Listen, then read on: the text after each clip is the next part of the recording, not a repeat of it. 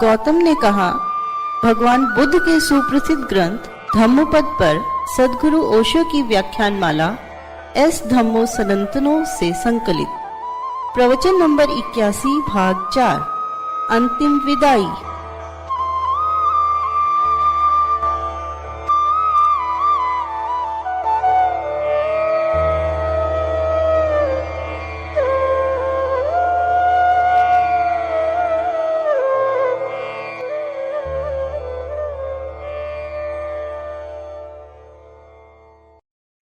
तीसरा दृश्य, भगवान की इस पृथ्वी पर अंतिम घड़ी।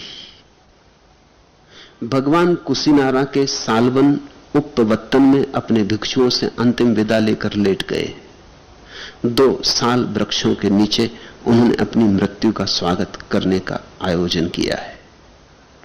मौत आ रही तो बुद्ध ने अपने शिष्यों को कहा, तुम्हें कुछ पूछना हो तो पूछ लो, कुछ कहना हो तो कह लो, अब मैं चला। अब ये देह जाती। मैं तो चला गया था 42 साल पहले ही, देह भर रह गई थी, अब देह भी जाती। तो बौद्ध 2 शब्दों का उपयोग करते, निर्वाण और महापरिनिर्वाण। निर्वाण तो उस दिन उपलब्ध हो गया जिस दिन बुद्ध को ज्ञान हुआ। फिर महापरिनिर्वाण उस दिन हुआ जिस दिन देह विसर्जित हो गई। उस दिन वे महाशून्य में खो गए, महाकाश के साथ एक हो गए, आकाश हो गए। तो भिक्षु क्या पूछते? बुद्ध ने इतना तो कहा, वही कहां सुना। कितना तो कहा, वही कहां सुना। पूछने को बचा क्या? जो पूछा था वो कहा, जो नहीं पूछा वो भी कह दिया है।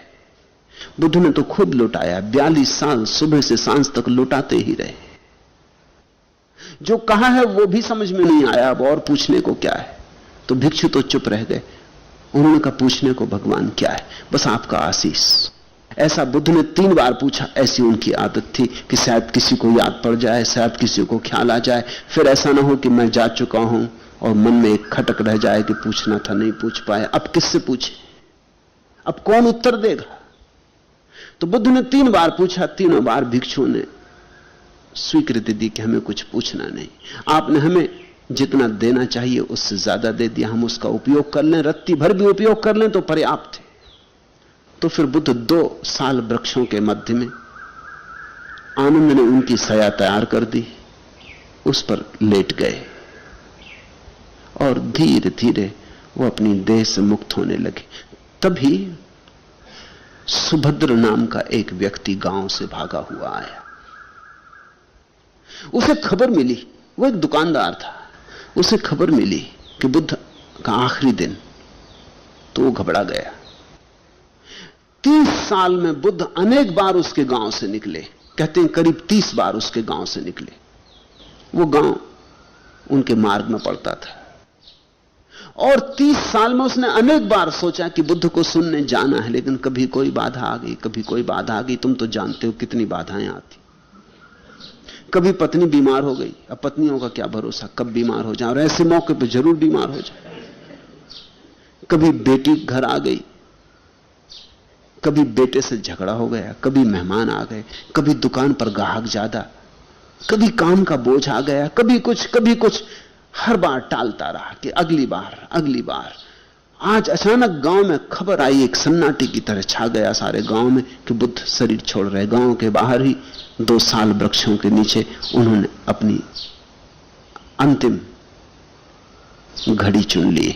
अब वे जा रहे। तो उसने जल्दी जल्दी दुकान बंद की।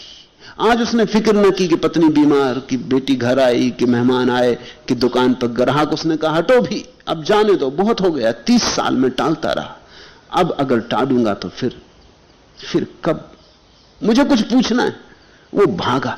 जब तक वो पहुंचा तब तक बुद्ध ने आंखें बंद कर ली। वो तो लेट भी गए। सुभद्र जोर जोर से रोने लगा। उसने कहा कि मुझे पूछने दो। Zakat is an opportunity granted to every believer to share some of the blessings of wealth with those most in need. This Ramadan, with Pinia Pill's direct cash sponsorship, you can raise this pillar of Islam and let us gift 100% of your zakat directly to those eligible to receive it, just like Islam tells us to. Because they count on us, we count on you, and you make it count.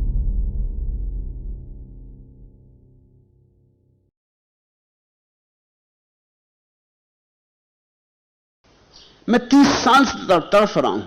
आनंद ने उसे बहुत समझाया कि पागल, 30 साल तूने स्थगित किया, हमने तो स्थगित नहीं किया।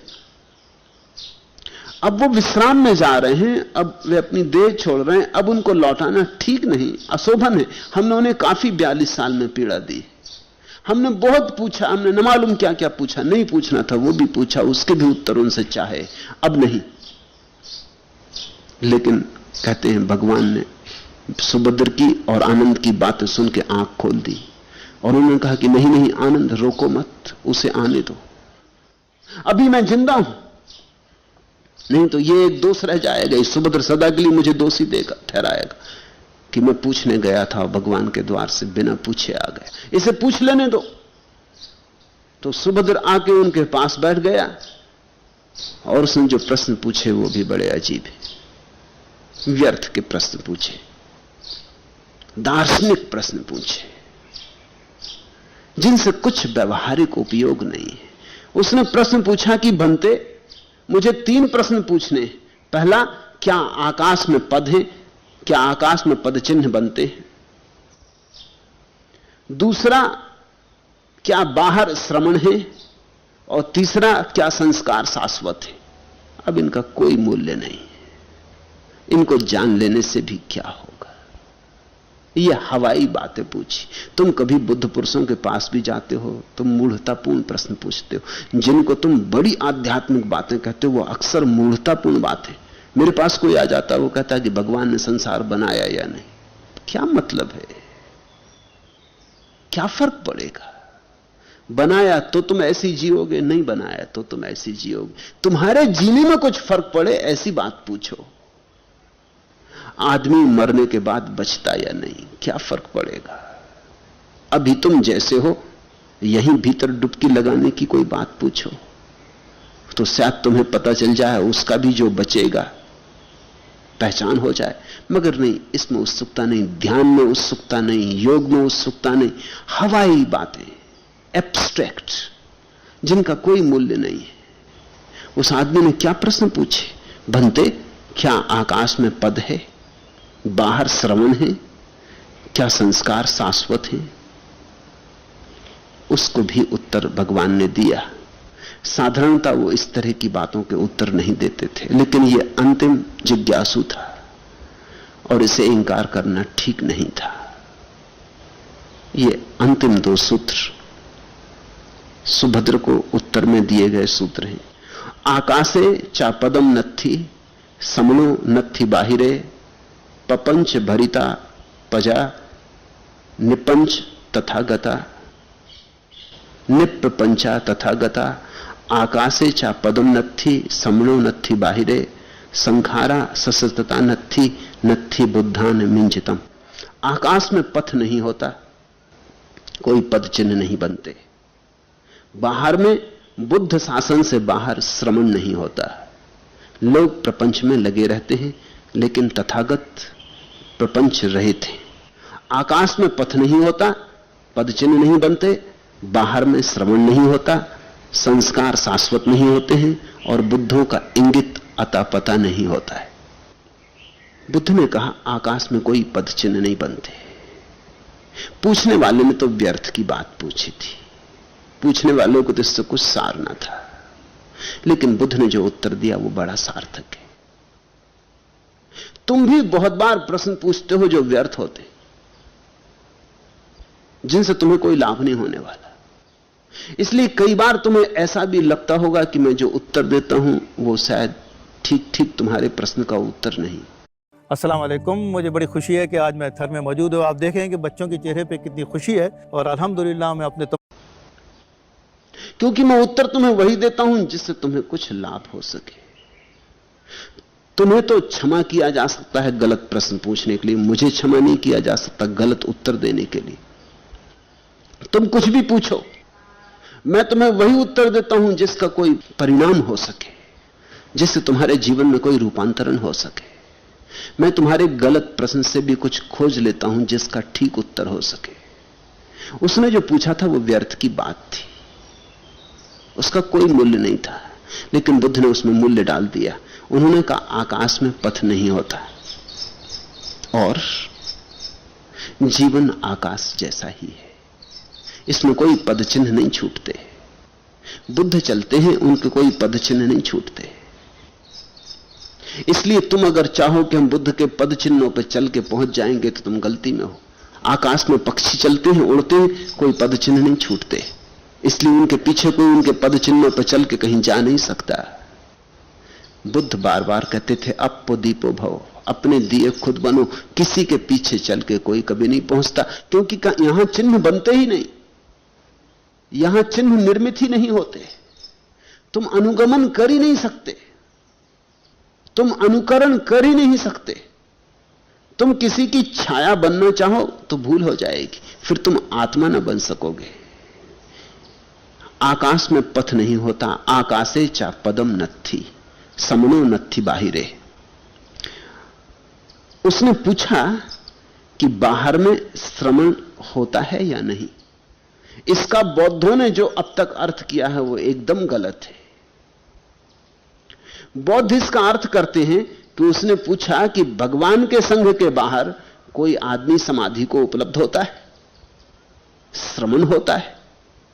और बौद्ध शायद उसने ये पूछा भी हो, हम उसको क्षमा कर सकते हैं, वो अज्ञानी आदमी हो सकता है, पूछा हो उसने कि आपके संघ के बाहर कोई ज्ञान को उपलब्ध होता है, आपके संघ के बाहर, आपके भिक्षुओं के बाहर कोई समाधि को उपलब्ध होता है।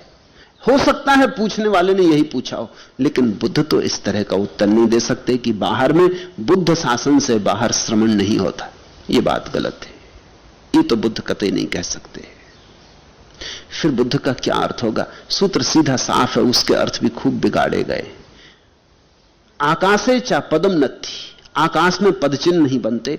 समनो नत्थी बाहिरे, बाहर श्रवण नहीं होता। अब इसका अर्थ जो मैं करता हूं वो ये है कि जो बहिर्मुखी है वो श्रवण नहीं होता। जो बाहर दौड़ रहा है, बाहर की तरफ जा रहा है, वो कभी ज्ञान को उपलब्ध नहीं होता। जिसकी यात्रा अंतर्मुखी है वही ज्ञान को उपलब्ध होता है। समनो नत्थी बाहिरे, जो बहिर्मुखी है, एक्सट्रोवर्ट है, वो कभी ज्ञान को उपलब्ध नहीं होता। ये मेरा अर्थ है। बौद्धों का तो अब तक का अर्थ यही रहा है कि बुद्ध शासन के बाहर कोई ज्ञान को उपलब्ध नहीं होता। ये बात तो बड़ी ओछी। फिर महावीर ज्ञान को उपलब्ध नहीं होते, फिर कृष्ण ज्ञान को उपलब्ध नहीं होते, फिर क्राइस्ट, मोहम्मद, जरथुस्त्र ज्ञान को उपलब्ध नहीं होते। फिर तो ये बड़ी संकीर्ण बात हो जाएगी। बुद्ध ऐसा वचन बोलेंगे ये असंभव है। इसलिए मैं इस अर्थ को इंकार करता हूं। मैं अर्थ करता हूं समनो नत्थी बाहिरे, बाहर घूमती चेतना, बाहर बाहर जाती चेतना कभी ज्ञान को उपलब्ध नहीं होती। अंतर यात्रा पर जो जाता है वही ज्ञान को उपलब्ध होता, वही श्रवण, वही समाधि को पाता है। लोग प्रपंच में लगे रहते हैं और जो ज्ञान को उपलब्ध हो गया वो प्रपंच रहित हो जाता है। आकाश में पथ नहीं, आकाशे चा पदम नत्थी समनो नत्थी बाहिरे, संखारा ससस्ता नत्थी। संस्कार का अर्थ होता है हमारे ऊपर जो जो प्रभाव पड़े, संस्कार, कंडीशनिंग।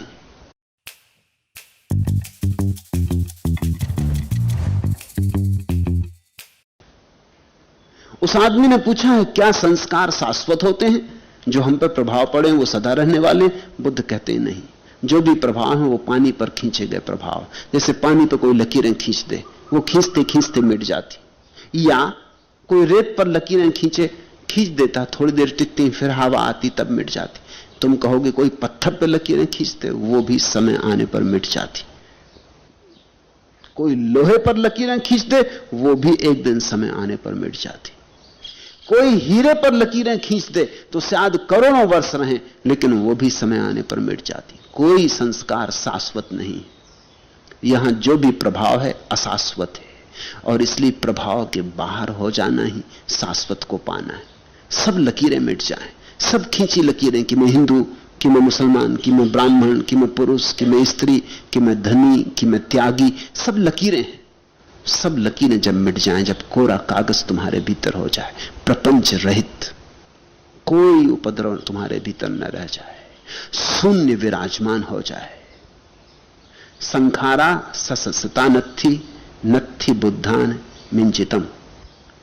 संस्कार शाश्वत नहीं है, सुभद्र, और बुद्धों का इंगित नहीं होता।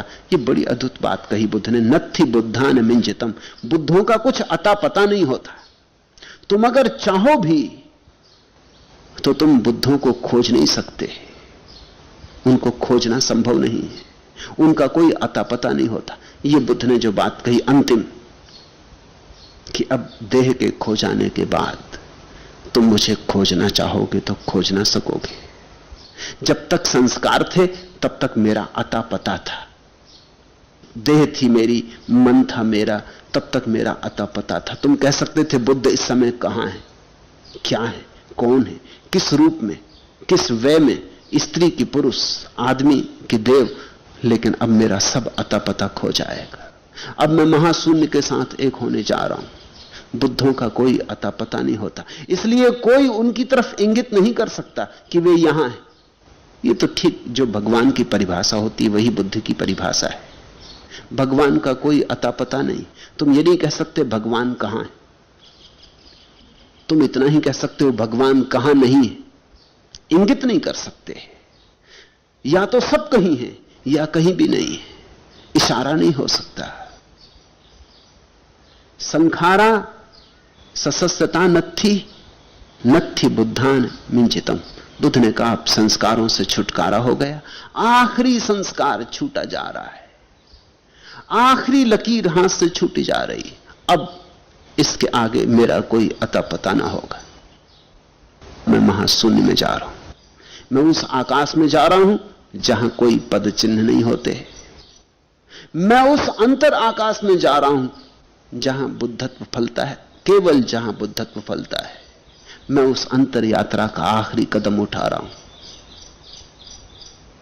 और अब तुम मुझे खोज ना सकोगे, इसके बाद तुम मुझे खोज ना सकोगे।